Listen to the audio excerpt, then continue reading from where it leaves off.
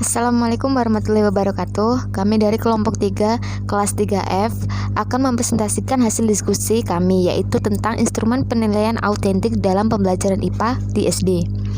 Kelompok 3 beranggotakan 4 orang, yakni Alvina Fitria Rahmasari dengan NIM 144, Dwi Puji Lestari dengan NIM 145, Dafa Hadisa Ilvani dengan NIM 148, dan Rista Kurniawati dengan NIM 156. Selanjutnya saya akan menjabarkan tentang pengertian penilaian autentik. Penilaian autentik adalah pengukuran yang bermakna secara signifikan atas hasil belajar peserta didik untuk ranah sikap, keterampilan, pengetahuan. Istilah asesmen merupakan sinonim dari penilaian, pengukuran, pengujian, atau evaluasi. Istilah autentik merupakan sinonim dari asli, nyata, valid, atau reliable. Secara konseptual, penilaian autentik lebih bermakna secara signifikan dibandingkan dengan tes, pilihan ganda, terstandar sekalipun. Ciri-ciri penilaian autentik. Yang pertama, mengukur semua aspek pembelajaran, yakni kinerja dan hasil atau produk. Yang kedua, dilaksanakan selama dan sesudah proses pembelajaran berlangsung. Yang ketiga, menggunakan berbagai cara dan sumber. Yang keempat, tes hanya salah satu alat pengumpulan data penilaian. Yang kelima, tugas-tugas yang diberikan mencerminkan bagian-bagian kehidupan nyata setiap hari.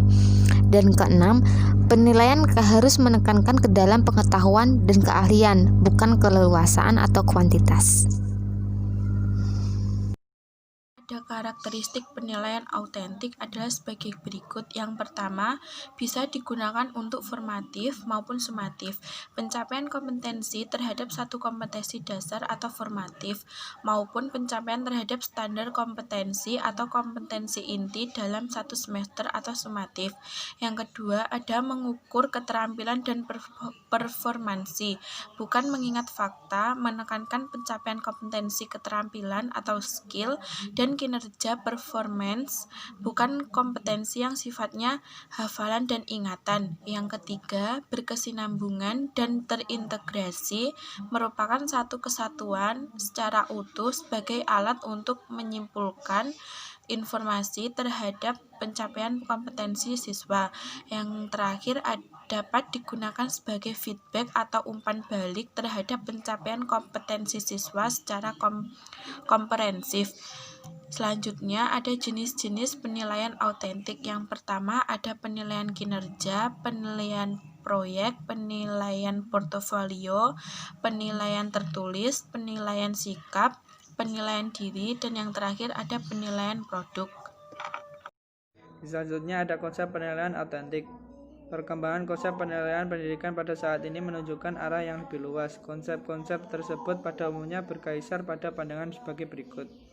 Yang pertama, penilaian tidak hanya diarahkan pada tujuan-tujuan pendidikan yang sudah ditetapkan, tetapi juga tujuan-tujuan yang tersembunyi, termasuk juga efek samping yang akan timbul. Yang kedua, penilaian tidak hanya melalui perilaku siswa, tetapi juga melalui pengajian terhadap komponen-komponen pendidikan, baik masukan ataupun keluaran. Yang ketiga, penilaian tidak hanya dimaksudkan untuk mengetahui pencapaian atau tidak tujuan yang telah ditetapkan, tetapi juga mengetahui apakah tujuan-tujuan tersebut penting bagi siswa dan bagaimana siswa mencapainya. Yang keempat, mengingat luasnya tujuan objek penilaian, maka alat yang digunakan dalam penilaian sangatlah beraneka ragam. Tidak hanya terbatas pada tes, tetapi juga ada alat penilaian yang bukan dari tes. Dikemukakan oleh Sujatna 2012. Slide selanjutnya, penerapan penilaian autentik. Penilaian autentik dan tuntutan kurikulum 2013 dikemukakan oleh Rahayu tahun 2014. Antara lain beberapa penilaian autentik dalam penerapan kurikulum 2013. Yang pertama, penilaian autentik memiliki relevansi kuat terhadap pendekatan ilmiah dalam pembelajaran sesuai dengan tuntutan kurikulum 2013. Yang kedua, penilaian tersebut mampu menggambarkan peningkatan hasil belajar peserta didik baik dalam rangka mengobservasi, menalar, membangun jejaring, dan lain-lain. Nomor 3, penilaian autentik cenderung fokus terhadap tugas-tugas kompleks atau kontekstual, namun memungkinkan peserta didik untuk menunjukkan kompetensi mereka dalam pengaturan yang lebih autentik. Nomor 4, penilaian autentik sangat relevan dengan pendekatan tematik terpadu dalam pembelajaran, khususnya jenjang sekolah dasar atau untuk mata pelajaran yang sesuai. Nomor 5, penilaian autentik sering dikontradiksikan dengan penilaian yang menggunakan standar tes berbasis norma, pilihan ganda, benar salah, menjodohkan, atau membuat jawaban singkat. Tentu saja pola pilihan seperti ini tidak diartikan dalam proses pembelajaran karena memang lazim digunakan untuk memperoleh legitimasi secara akademik. Nomor 6, penilaian autentik dapat dibuat oleh guru sendiri, guru secara tim, atau guru bekerjasama dengan peserta didik. Nomor 7, dalam penilaian autentik seringkali melibatkan siswa yang sangat penting. Asumsinya peserta didik dapat melakukan aktivitas belajar lebih baik ketika mereka tahu bagaimana dinilai. Slide selanjutnya akan dijelaskan oleh Rista. Ya, selanjutnya, lanjutan penilaian autentik dalam penerapan kurikulum 13. 8. Peserta didik diminta untuk merefleksi dan mengevaluasi kinerja mereka sendiri dalam rangka meningkatkan pemahaman yang lebih dalam tentang tujuan pembelajaran serta mendorong kemampuan belajar yang lebih tinggi. 9. Pada penilaian autentik, guru menerapkan kriteria yang berkaitan dengan konstruksi pengetahuan, kejadian keilmuan, dan pengalaman yang diperoleh dari luar sekolah. 10. Penilaian autentik mencoba menggabungkan kegiatan guru mengajar, kegiatan siswa belajar, motivasi dan keterlibatan peserta didik, serta keterampilan belajar. 11. Karena penilaian itu merupakan dari proses pembelajaran, guru dan peserta didik berbagi pemahaman tentang kriteria kinerja. 12. Dalam beberapa kasus, peserta didik bahkan berkontribusi untuk mendefinisikan harapan atas tugas-tugas yang harus mereka lakukan. 13. Penilaian autentik sering digambarkan sebagai penilaian atas perkembangan peserta didik karena berfokus pada kemampuan mereka berkembang untuk belajar bagaimana belajar tentang subjek. 14. Penilaian autentik harus mampu menggambarkan sikap, keterampilan, dan pengetahuan apa yang sudah atau belum dimiliki oleh peserta didik.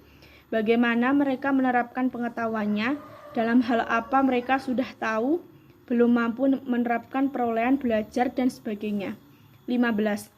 Atas dasar itu, guru dapat mengidentifikasi materi apa yang sudah layak dilanjutkan dan untuk apa pula kegiatan remedial harus dilakukan.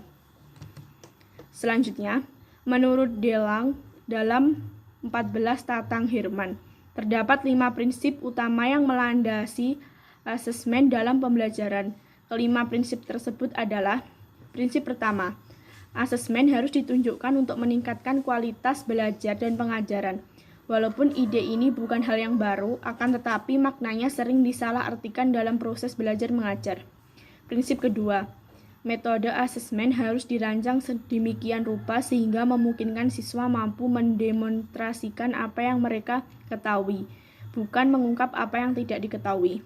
Prinsip ketiga, asesmen harus bersifat opsional untuk mencapai tujuan-tujuan pembelajaran. Dengan demikian, alat asesmen yang digunakan tentunya tidak hanya mencakup tingkatan tertentu saja, melainkan harus mencakup ketiga tingkatan asesmen, yaitu rendah, menengah, dan tinggi. Prinsip keempat, kualitas asesmen tidak ditentukan oleh mudahnya pemberi skor secara objektif. Umumnya, pemberian skor objektif bagi setiap siswa menjadi faktor yang sangat dominan manakala dilakukan asesmen terhadap kualitas suatu tes. Prinsip kelima, alat asesmen hendaknya bersifat praktis. Dengan demikian, konstruksi tes dapat disusun dengan formal yang berbeda-beda sesuai dengan kebutuhan serta pencapaian yang ingin diukur. Terima kasih.